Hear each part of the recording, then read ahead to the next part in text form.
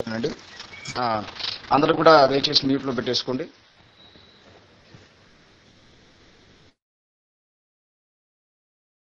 నమః.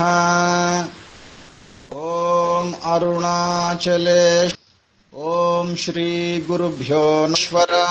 నమః. అఖండమండలాకారం వ్యాప్తం యేన చరాచరం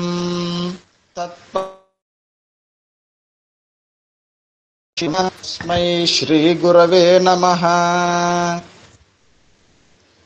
ఓం శ్రీ గురుభ్యో నమః. అందరికీ నా మాటలు బాగానే వినిపిస్తున్నాయి కదండి?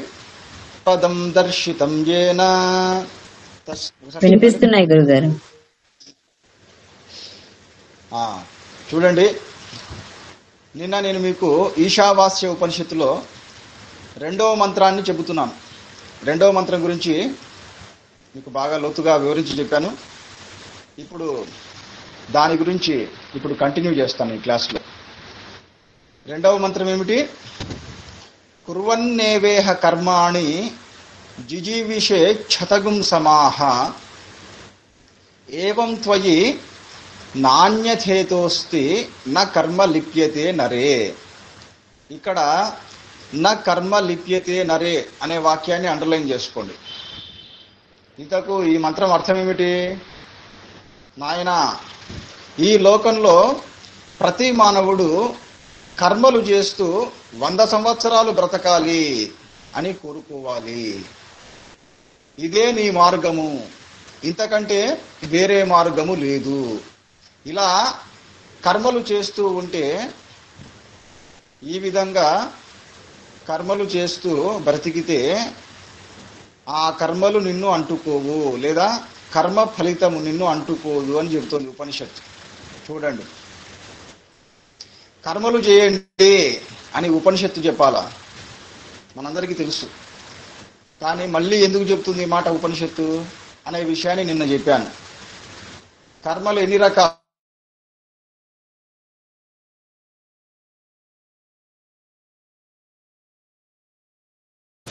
అందులో మొదటిది నిషిద్ధ కర్మ, తర్వాతది విహిత కర్మ, కామ్య కర్మ, తర్వాత నిష్కామ కర్మ, అకర్మ. వింటున్నారా? ఈ 5 కర్మలను బాగా తెలుసుకోండి. నిన్న క్లాస్లో చెప్పాను. నిషిద్ధ కర్మ, కామ్య కర్మ, విహిత కర్మ, నిష్కామ కర్మ, అకర్మ. కాబట్టి మొత్తానికి ఈ కర్మతత్వాన్ని బాగా తెలుసుకున్నప్పుడే భగవతత్వం అనేది తెలియబడుతుంది. ఈ పాయింట్ రాసుకోండి, చాలా చాలా ముఖ్యమైన పాయింట్ ఇది.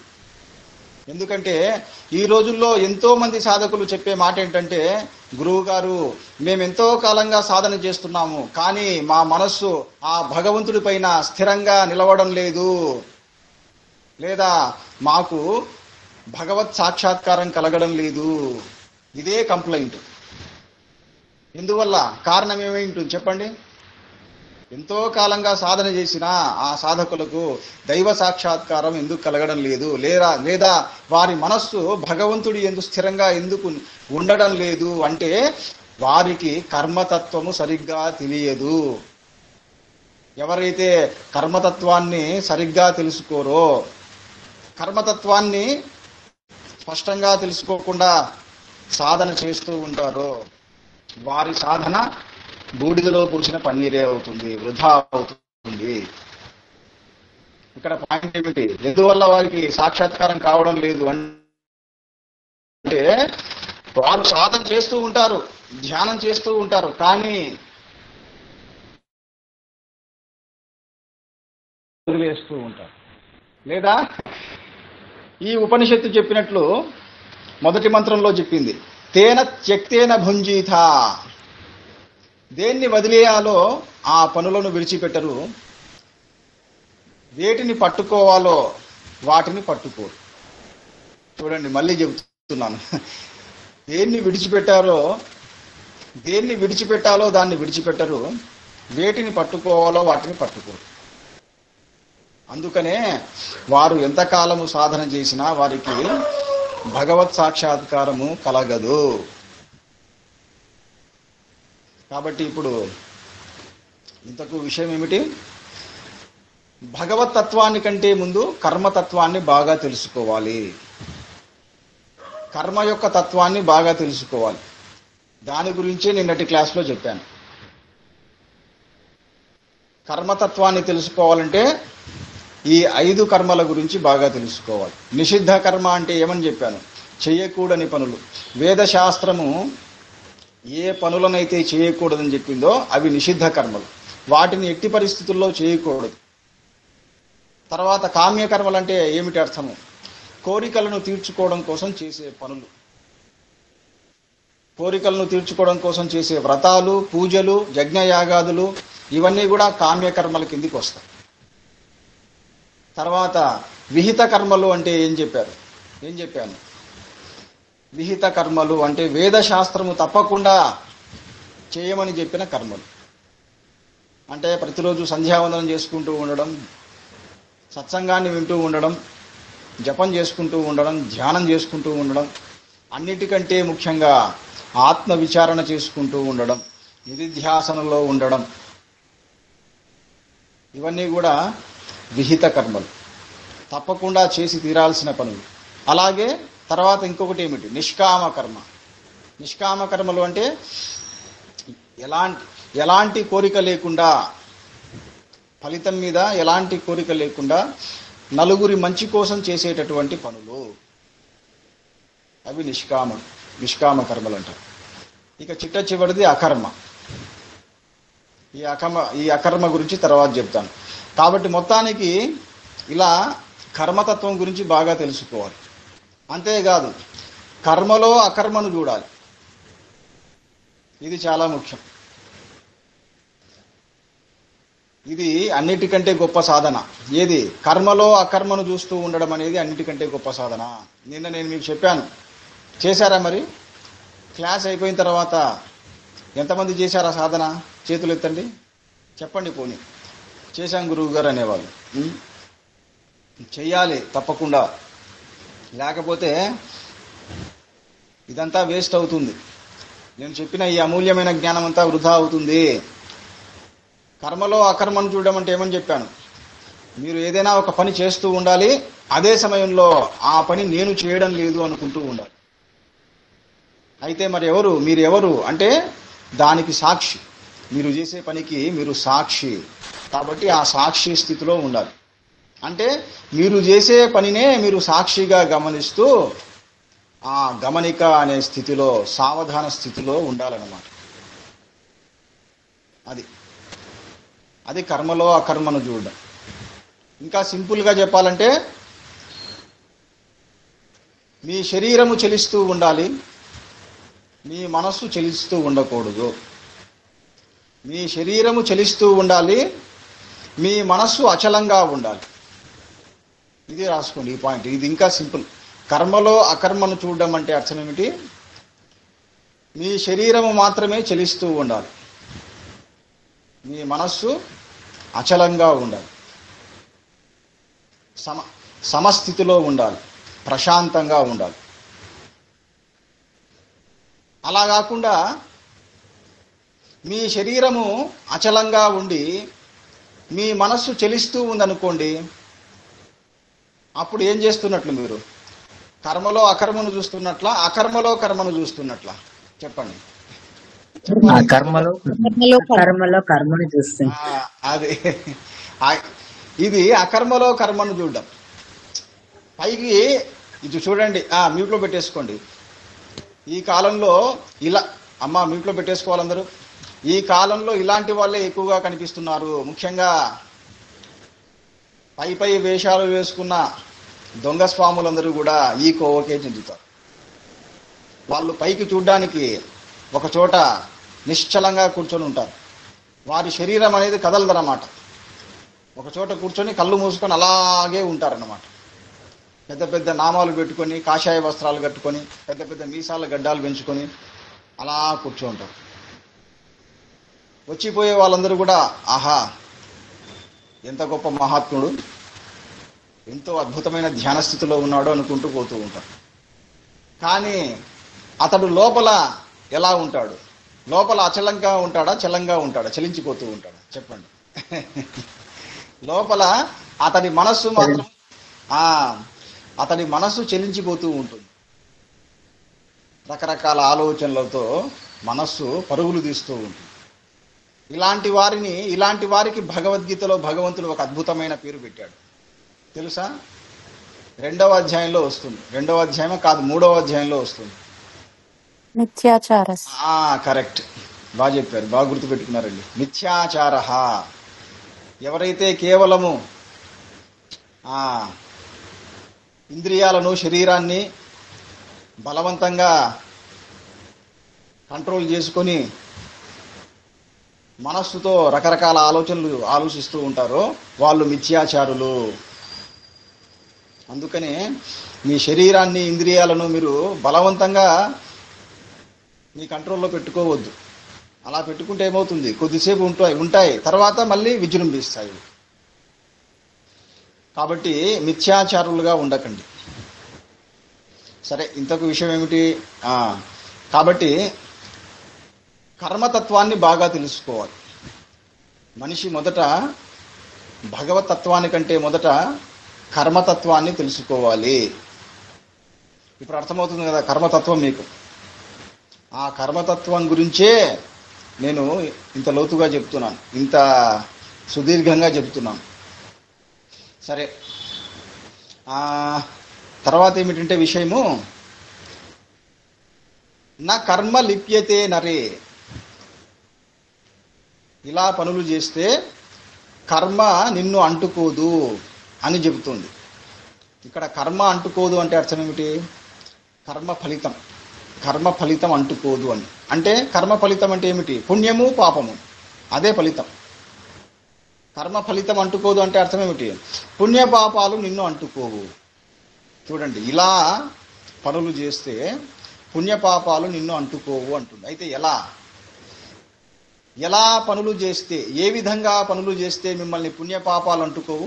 ఇదండి ప్రశ్న. చెప్పండి, ఆలోచించి చెప్పండి. ఇదే అసలైన ప్రశ్న. నిష్కామ కర్మలు. నిష్కామ కర్మలు, తర్వాత వేద విహిత కర్మలు, అవి ఓకే, నిన్న నేను చెప్పాను. దాన్ని ఇంకా బాగా క్లియర్గా చెప్పండి. మీరు ఎన్నో పనులు చేస్తున్నారు కదా, మీరు పొద్దున్న లేచినప్పటి నుంచి పడుకునేంత వరకు ఎన్నో పనులు చేస్తున్నారు.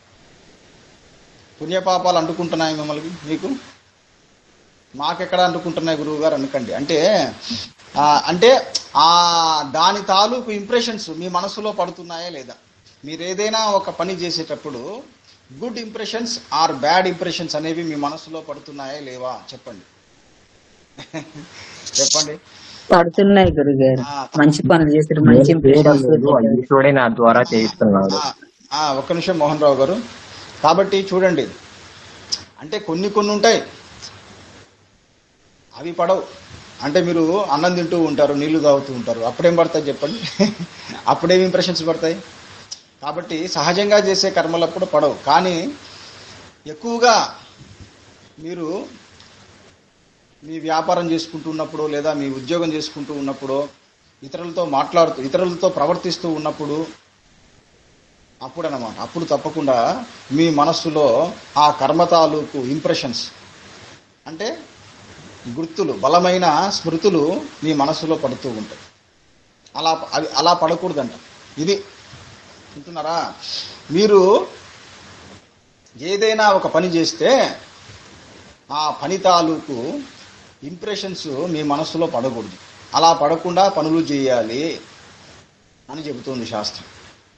మరి ఎలా పనులు చేస్తే మీ మనస్సులో ఆ ఇంప్రెషన్స్ పడవు? చెప్పండి. వికరణ శుద్ధిగా నేనే చేస్తున్నా అనే భావం లేకుండా చేస్తా. ఒక విధంగా కరెక్ట్ చెప్పారు అశ్విని గారు. నేను చేస్తున్నాననే భావన ఉండకూడదు. కానీ అది ఒక్కసారిగా వస్తుందా? రాదు. మిగతా వాళ్ళు కూడా చెప్పండి, ప్రయత్నం చేయండి.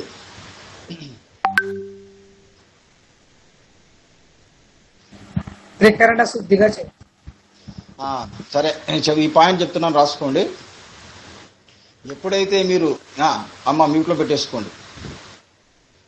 యోగస్థః కురు కర్మాణి అని చెప్పాడు. అక్కడ వస్తుంది, నాయన నువ్వు యోగములో ఉండి యోగ స్థితిలో ఉండి పనులు చేస్తూ ఉండు అనేది ఇక్కడ నియమం. That is the condition. ఇది రాసుకోండి. మొత్తం భగవద్గీత సారమంతా ఇందులో ఉంది. మీరు ఏదైనా ఒక పని చేసే ముందు ఎలాంటి స్థితిలో ఉండాలి? యోగ స్థితిలో ఉండాలి, అంటే సమస్థితిలో ఉండాలి. ఇంత అద్భుతమైన విషయమో చూడండి. ఈ పాయింట్ మర్చిపోవద్దు, జీవితాంతం గుర్తుపెట్టుకోవాలి. ఇక మీదట మీరు ఏదైనా ఒక పని చేసే ముందు మీ మనస్సు ఎలా ఉండాలి? మీ మనస్థితి ఎలా ఉండాలి? సమస్థితిలో ఉండాలి, ప్రశాంతంగా ఉండాలి. అంటే దాని అర్థం ఏమిటి? నేను పోయిన క్లాస్లో చెప్పాను, ఎప్పుడో చెప్పాను. మీ మనస్సు సమస్థితిలో ఉండడం అంటే రాగద్వేష రహిత స్థితిలో ఉండడం. ఇదయ్యా పాయింట్. రాసుకోండి. ఇంకా చూడండి, తిరిగి తిరిగి అక్కడికే వస్తుంది పాయింట్. దీన్ని బట్టి ఏమర్థమైంది? మీరు ఏదైనా ఒక పని చేసే ముందు మీ మనస్సులో రాగద్వేషాలు ఉండకూడదు. ఎంత అద్భుతమైన పాయింట్ చూడండి. ఇప్పుడు చెప్పండి అయ్యా, ఇప్పుడు చెప్పండి, రాగద్వేషాలు లేకుండా మీరు ఎన్ని పనులు చేశారు, చేయగలుగుతున్నారు? మీరు అంతెందుకండి, మీరు ఒక చోటికి వెళ్తూ ఉంటారు, అనుకోకుండా మధ్యలో మీ స్నేహితుడు ఎదురవుతాడు, మీ ఫ్రెండు మీకు ఎదురవుతాడు. అతడంటే మీకు ఎంతో ఇష్టం. ఇంకా చెప్పండి, అతడితో మాట్లాడుతూనే ఉంటారు. చివరికి మీరు చేయాల్సిన పనిని మర్చిపోతారు. అంటే అప్పుడు మీ మనసులో ఏది పైకి వచ్చింది? చెప్పండి, ఏది పైకి వచ్చింది? రాగం. ఆ స్నేహితుడి పట్ల, మీ స్నేహితుడి పట్ల రాగం అనేది పైకి వచ్చింది. అందువల్ల పని దెబ్బతినింది. తర్వాత ఇంకొకడు వస్తాడు, వాడు మీ శత్రువు, గర్భశత్రువు అన్నమాట. అనుకోకుండా వాడు మీతో మాట్లాడతాడు, మీతో వాదనకు దిగుతాడు. అప్పుడు ఏమవుతుంది? పాపం అతడు ఏదో ఒక చిన్న మాటే అని ఉంటాడు మిమ్మల్ని, కానీ మీరేం చేస్తారు? గతాన్ని తవ్వుకుంటారనమాట. అయిపోయింది. ఏమవుతుంది? పెద్ద గొడవ జరుగుతుంది. అందువల్ల మీ పని చెడిపోతుంది. ఇప్పుడు మీలో ఏది పైకి వచ్చింది? ద్వేషం. చూడండి, అంటే ఎప్పుడైతే ఇలా మీరు రాగద్వేషాలతో పనులు చేస్తూ ఉంటారో అప్పుడు మీరు అనుకున్న ప్రయోజనము కలగదు. లేదా ఆధ్యాత్మిక కోణంలో చెప్పాలంటే మీకు పరమసిద్ధి కలగదు. ఎప్పుడైతే మీరు రాగద్వేషాలతో పనులు చేస్తూ ఉంటారో అప్పుడు మీకు మోక్షము సిద్ధించదు. అంటే ఈ కర్మబంధాల నుండి మీకు విడుదల కలగదు. సింపుల్గా చెప్పాలంటే ఇది. ఎంతకాలం అయితే మీరు రాగద్వేషాలతో పనులు చేస్తూ ఉంటారో అంతకాలము మీకు ఈ కర్మబంధాల నుండి విడుదల కలగదు. ఈ జనన మరణ బంధాల నుండి విడుదల కలగదు. చూడండి అయ్యా, ఈ రాగద్వేషాలు అనేవి ఎంత దూరం పోతున్నాయో చూడండి. మిమ్మల్ని ఒక జన్మ నుండి మరో జన్మకు, ఒక శరీరం నుండి ఇంకో శరీరానికి ఏవి తీసుకొస్తున్నాయి? ఇచ్ఛాద్వేష సముత్థేన ద్వంద్వమోహేన భారత. ఈ ద్వంద్వాలంటే ఇవే రాగద్వేషాలు. ఇవే అంటే గురువు గారు ఒక్కరి మీద కూడా ద్వేషం ఉండకూడదా? అంటే ప్రేమ ద్వేషం ఏమి ఉండకూడదు అన్నమాట. ప్రేమ ఉండకూడదు, ద్వేషం ఉండకూడదు. అంటే మళ్ళీ మీరు అలా అని చెప్పేసి మీరు పీక్ స్థాయికి వెళ్ళకండి. మీరు ఎలా ఉండాలంటే ఒక లిబరల్గా ఉండాలన్నమాట. లిబరల్ కూడా కాదు, ఎలా చెప్పాలి, మీరు వితౌట్ ప్రిజుడీస్. అది వితౌట్ ప్రిజుడీస్. ప్రిజుడీస్ అంటే తెలుగులో ఏమంటారండి? తెలుగులో చెప్పండి. మొగ్గు, ఎవరి వైపు మొగ్గు చూపని స్థితి. మీరు ఒక తక్కెడ చూసారా? తక్కెడ అంటే అర్థమవుతుందా తెలుగులో? మీరు చూడండి, ఒక తక్కెడను ఏదైనా ఒక వెయిట్ చూసేటప్పుడు రెండు పక్కల సమస్థితిలో ఉండాలి సార్. అదే చెప్తున్నానండి, మ్యూట్ లో పెట్టేసుకోండి. ఒక రెండు వైపులా సమానంగా వెయిట్ ఉన్నప్పుడు ఆ నీడిల్ చూడండి, ఆ సూది నిఠారుగా ఉంటుంది. అలా మీ మనస్సు అనే సూది నిఠారుగా ఉండాలి. అది సమస్థితి. ఎటువైపు కూడా మొగ్గు చూపకూడదు. అలా ఉండాలంటే అది చాలా చాలా కష్టం అండి. ఆ స్థితి ఒక్కసారిగా రాదు. అందుకోసమే మీ మనస్సును ఆ స్థితిలో ఉంచడం కోసమే ఈ సత్సంగాలు, విచారణలు, ధ్యానాదులు, జపాదులు, యజ్ఞ యాగాదులు ఇవన్నీ దేనికోసం ఉన్నాయంటే మనస్సు అనే సూదిని అంతటి సూక్ష్మమైన, ఎంతో సూక్ష్మమైన ఆ సమస్థితిలో నిలపడానికే ఇవన్నీ ఉన్నాయి. ఎప్పుడైతే మీ మనస్సు ఆ సూక్ష్మమైన సమస్థితిలో ఉండగలుగుతుందో అప్పుడు క్రమంగా మీకు ఆత్మానుభవం కలుగుతుంది, లేదా పరమాత్మానుభవం కలుగుతుంది. ఇది కండిషన్. చూడండి, మరి ఎప్పుడు మీ మనస్సు అలా సమస్థితిలో ఉండాలంటే ఎప్పుడు సాధ్యమవుతుంది? సత్సంగం. అందుకనే ప్రతిరోజు మీరు ఈ సత్సంగాన్ని శ్రవణం చేస్తూ ఉండాలి, తర్వాత మననం చేయాలి, తర్వాత నిధిధ్యాసన చేస్తూ ఉండాలి. ఇది ఇంకా మీకు బాగా అలవాటు అయిపోవాలి. అది అంటే ఇప్పుడు ఏం జరుగుతుంది, మీరు ప్రతిరోజు నా సత్సంగాన్ని వింటూ ఉండడం వల్ల మీకు కలిగే ప్రయోజనం ఏమిటి? మీ మనస్సు అనే సూది సమస్థితిలో ఉంటూ ఉంది, అది ఎటువైపు మొగ్గు చూపడం లేదు.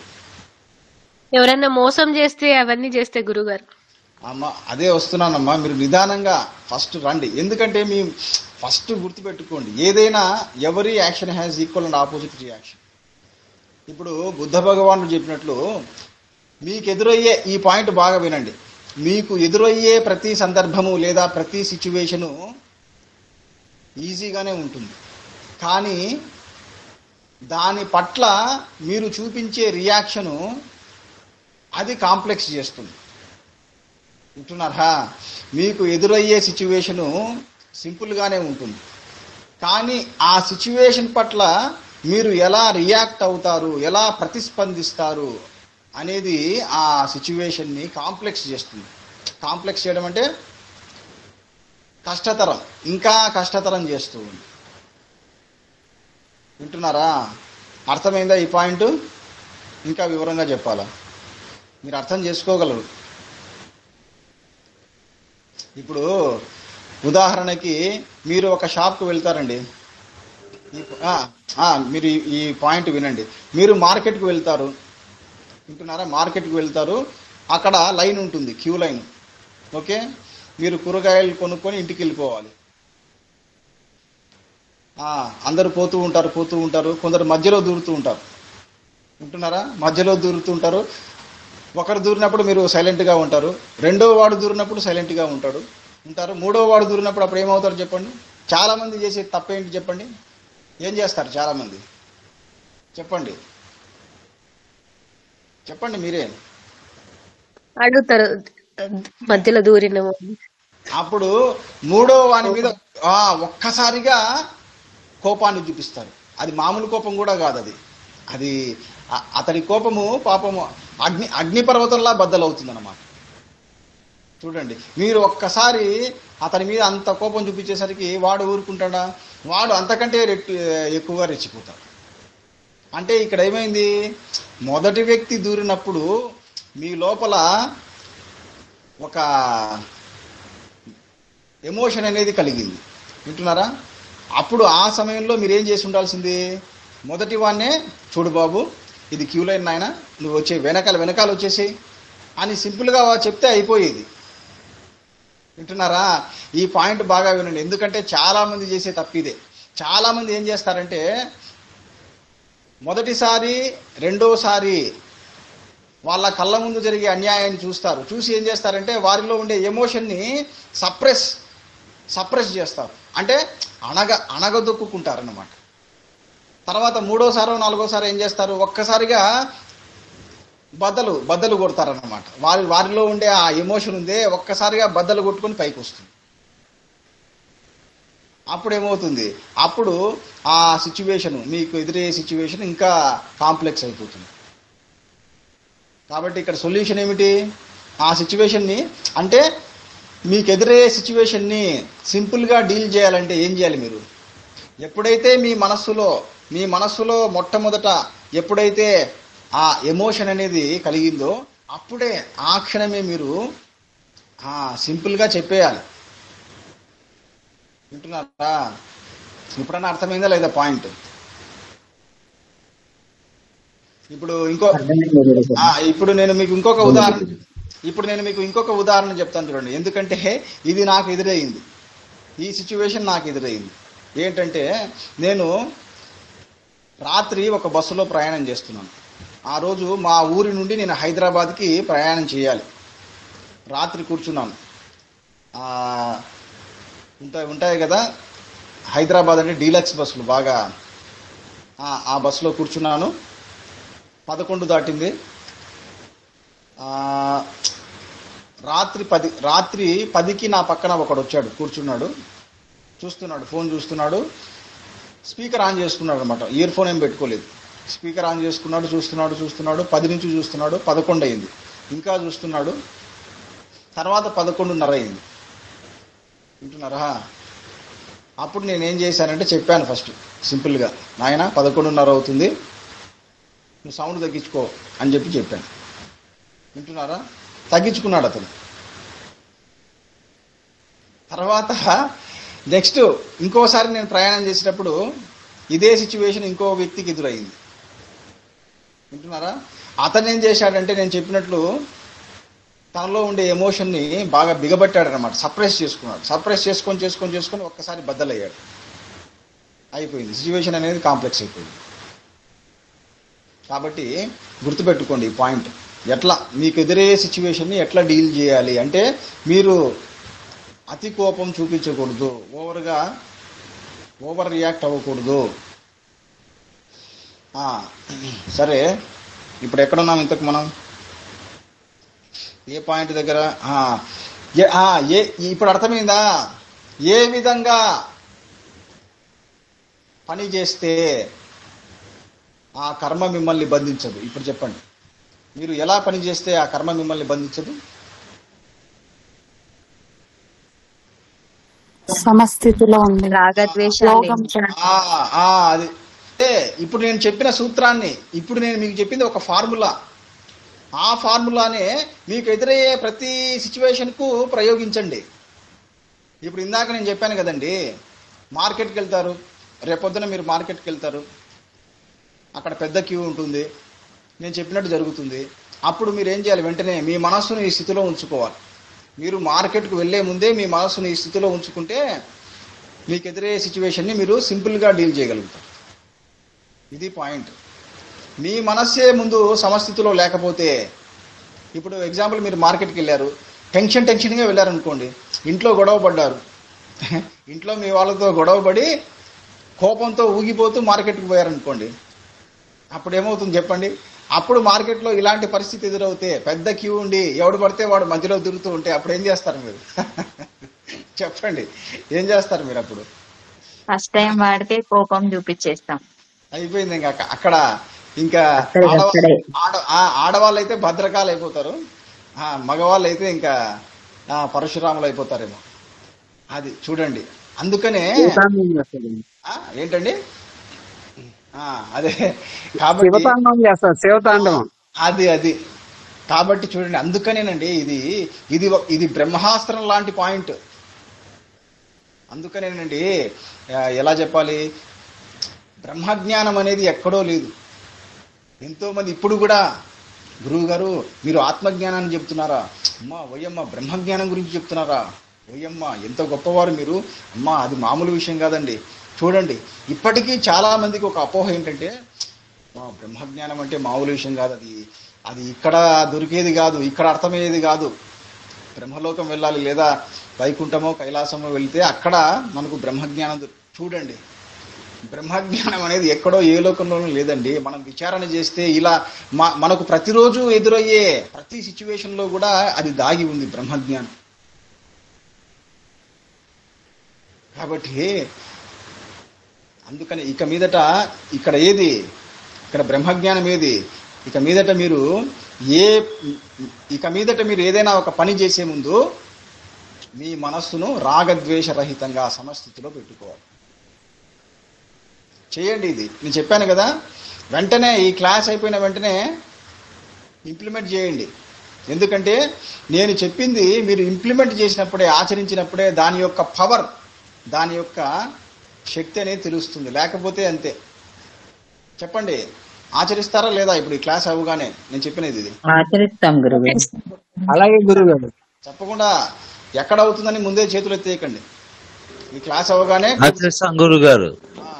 ఈ క్లాస్ అవ్వగానే సంతోషం అండి. ఈ క్లాస్ అవ్వగానే కొద్దిసేపు మీరు ప్రశాంతమైన స్థితిలో ఉండి మీ మనస్సులో ఉండే ఆలోచనలన్నీ తొలగించుకోండి. మీ మనస్సు రాగద్వేష రహిత స్థితిలో ఉండాలంటే ఫస్ట్ మీ మనస్సులో ఇప్పటి వరకు ఉండే ఆలోచనలన్నీ కూడా తొలగించుకోండి.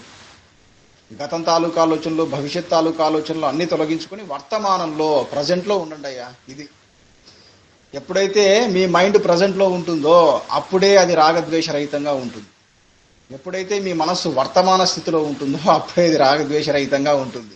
అలా కాకుండా గతాన్ని తలుచుకుంటూనో భవిష్యత్తును తలుచుకుంటూనో ఉందనుకోండి, అయిపోయింది. ఇంకా అది రాగద్వేష రహిత స్థితిలో ఉండదు.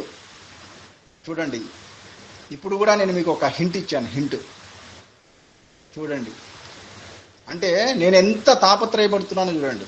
నేనే కాదు, మీరు కూడా ఆ స్థితిలో ఉండాలని ఎంతో తాపత్రయపడుతున్నాను. కాబట్టి ఇలా ఇంకా వివరంగా చెప్తున్నాను. కాబట్టి ఏమిటి కండిషను? మీ మనస్సు రాగద్వేషాలు లేకుండా ఉండాలంటే ఏమిటి కండిషన్ చెప్పండి. వర్తమాన స్థితిలో ఉండాలండి. అది అది బీ ఇన్ ప్రజెంట్. అది ఇంకా మీ మైండ్ ప్రజెంట్ లో ఉండాలి. క్లాస్ అయిపోయిన తర్వాత ఫుల్ ప్రజెంట్ లో ఉండండి. ఆ బాడీ ప్రజెంట్ మైండ్ ఆప్షన్ అనే స్థితిలో ఉండకూడదు. బాడీ ప్రజెంట్ అయి ఉండాలి, మైండ్ అంతకంటే కూడా ప్రజెంట్ లో ఉండాలి. అది అప్పుడు మీ మనసులో ఏ ఆలోచనలు ఉండవు. అప్పుడు అది రాగద్వేషాలు లేకుండా సమస్థితిలో ఉండగలదు. అప్పుడు అలాంటి స్థితిలో ఉన్నప్పుడు ఇంకా మీరు పనులు చేయండి. పనుల మీద మొదలు పెట్టండి. ఇతరులతో బిహేవ్ చేయడం, ప్రవర్తించడము మొదలు పెట్టండి. అది ఇదంతా ఎందుకు చెప్తున్నా అంటే నా కర్మ లిప్యతే. అది బాబు, ఈ ఒక్క పాయింట్ చెప్పడం కోసం ఇంత చెప్పాల్సి వస్తుంది. నాయన ఇలా కర్మలు చేసినప్పుడే, ఈ విధంగా పనులు చేసినప్పుడే కర్మ మిమ్మల్ని బంధించదు. చూడండి, సూక్ష్మంలో మోక్షం లాంటి పాయింట్ ఇది. అందుకనే ముందు కర్మతత్వాన్ని తెలుసుకోవాలి. కర్మతత్వాన్ని తెలుసుకోకుండా భగవతత్వాన్ని తెలుసుకుంటాను లేదా ఆత్మతత్వాన్ని తెలుసుకుంటానంటే అది కాని పని. ముందు ఈ కర్మ బంధాల నుండి బయటపడాలి కదా మీరు. ఈ పాయింట్ చూడండి, కర్మబంధాల నుండి బయటపడకుండా మీరు ఏ జ్ఞానం నేర్చుకుంటే ఏం ప్రయోజనం అయ్యా? అంతే కదా. కర్మబంధాల నుండి బయటపడకుండా మీరు శాస్త్రజ్ఞానం నేర్చుకుంటే ఏమిటి, ఆత్మజ్ఞానం నేర్చుకుంటే ఏమిటి, లోకజ్ఞానం నేర్చుకుంటే ఏమిటి? ప్రయోజనం లేదు. కాబట్టి ముందు ఈ కర్మబంధాల్లో చిక్కుకోకుండా ఎలా పనులు చేయాలో తెలుసుకుంటే అప్పుడు మీరు ఏ జ్ఞానాన్ని విన్నా ఆ తత్వం అనేది తెలియబడుతుంది. చూడండి, ఈరోజు క్లాస్ ఎంత ముఖ్యమైనదో చూసుకోండి. ఇప్పుడు నేను చెప్పిన విషయాలను మీరు ఆచరిస్తూ ఉంటే ఎప్పటికప్పుడు మీరు కర్మబంధాల నుండి బయటపడుతూనే ఉంటారు. అంతేకాదు, కర్మబంధాల్లో చిక్కుకోకుండా పనులు చేయగలుగుతూ ఉంటారు. ఇది అన్నిటికంటే గొప్ప వరం ఇది. నిజంగా మీకు దేవుడు ప్రత్యక్షమై ఏ వరం కావాలి నాయన కోరుకోవంటే, అన్ని బంధాల నుండి బయటపడాలి స్వామి అన్ని కోరుకోకండి. ఏమని కోరుకోవాలి? స్వామి, కర్మబంధంలో చిక్కుకోకుండా నేను పనులు చేసేటట్లు నన్ను అనుగ్రహించు అని అడిగారనుకోండి, అప్పుడు ఆ భగవంతుడే, ఆ ఈశ్వరుడే మెచ్చుకుంటాడు. ఏమి బుద్ధి అనేది, ఏమి ఎంతటి మేధస్సురా అనేది అని చెప్పేసి. చెప్పండి, కోరుకుంటారా లేదా? ఇక మీదట అడిగితే ఏం వరం కావాలని కోరితే చెప్పండి. కోరుకుంటాం. అది చూచారా, నా కర్మ లిప్యతే నరే. కాబట్టి నాయన ఈ విధంగా పనులు చేయండి. ఇంకా ఇంతకంటే వివరణ ఇంకా మీకు అవసరం లేదు. ఇంత క్లియర్గా ఎవరు ఎక్స్ప్లెయిన్ చేసి ఉండరు. చాలామంది పై పని చెప్పుకుంటూ వెళ్ళిపోతారు అంతే. అందుకనేనండి ఉపనిషత్తులు, ఈ ఉపనిషత్తుల గురించి చెప్పేవాళ్ళే చెప్పాలి. బాగా అనుభవం ఉన్న వాళ్ళే చెప్పాలి. అప్పుడు అది మీకు ఎంతో బాగా అర్థమవుతుంది. అరటి పండు ఒలిచి నోట్లో పెడితే తినడం ఎంత సులభమో అంత బాగా అర్థమవుతుంది. ఇప్పుడు మీకు అర్థమైందా? ఎలా పనులు చేస్తే మేము కర్మబంధాల్లో చిక్కుకోము అనే విషయం అర్థమైంది కదా మీకు? అర్థం కాలేదా? అర్థమైంది గురువు గారు. కాబట్టి ఇక మీదట ఆ పనిలో ఉండండి. అంతే తప్ప గురువు గారు మాకు ఆత్మ సాక్షాత్కారం కావాలి, లేదా మాకు కుండలిని శక్తి యాక్టివేట్ కావాలి. చూడండి, ఇది కూడా ఉంది ఈ రోజుల్లో. గురువు గారు మీరు మా మీద చేయి పెట్టండి, ఒకేసారి కుండలిని శక్తి యాక్టివేట్ కావాలి, లేదా మాకు మూడో కన్ను తెరుచుకోవాలి. చూడండి అయ్యా, జనాల్లో ఎట్లుందంటే ఇప్పుడు నేను చెప్పినట్లు చేస్తే అంతకు మించి కుండలిని శక్తి యాక్టివేట్ అయితే ఏ ప్రయోజనం కలుగుతుందో, మీకు మూడో కన్ను ఓపెన్ అయితే ఏ ప్రయోజనం కలుగుతుందో అంతకు మించిన మహా ప్రయోజనం ఇప్పుడు కలుగుతుంది. ఎప్పుడు నేను చెప్పింది ఆచరిస్తే. కానీ ఇప్పుడు నేను చెప్పిన విషయం తెలుసుకోకుంటే, ఇప్పుడు నేను చెప్పిన ఈ కర్మతత్వాన్ని తెలుసుకోకుండా ఎవరికైనా మూడో కన్ను ఓపెన్ అయినా వేస్టే. ఈ కర్మతత్వాన్ని తెలుసుకోకుండా ఎవరికైనా కుండలిని శక్తి యాక్టివేట్ అయినా వేస్టే. ఈ కర్మతత్వాన్ని తెలుసుకోకుండా జీవుడు బ్రహ్మలోకము పోయినా వేస్టే. అప్పుడు ఏమంటాడు బ్రహ్మ? చెప్పండి, బ్రహ్మదేవుడు ఏమంటాడు? ఒరే జీవుడా, కర్మతత్వాన్ని తెలుసుకోకుండా బ్రహ్మలోకంకి వచ్చావా? మళ్ళీ వెళ్ళి భూలోకంలో ఒక గురువు ద్వారా కర్మతత్వం గురించి బాగా తెలుసుకొనిరా అని చెప్పి పంపిస్తాడు. సరేనండి, కాబట్టి ఇది రెండవ మంత్రం గురించి ఇప్పుడు నేను పూర్తిగా చెప్పాను. ఒకసారి నేను చెప్తాను, పలకండి. కుర్వన్నేవేహ కర్మాణి. చెప్పండి.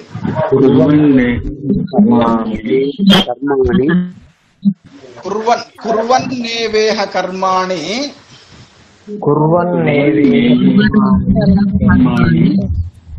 జిజీవిషే క్షతగుం సమాహ.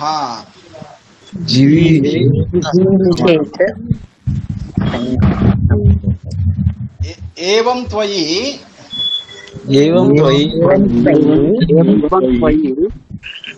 నాణ్యథేతోస్తి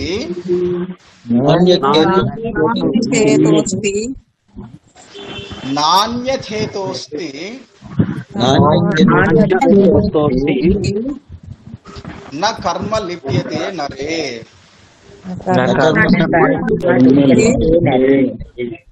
నా కర్మ లిప్యతే నరే.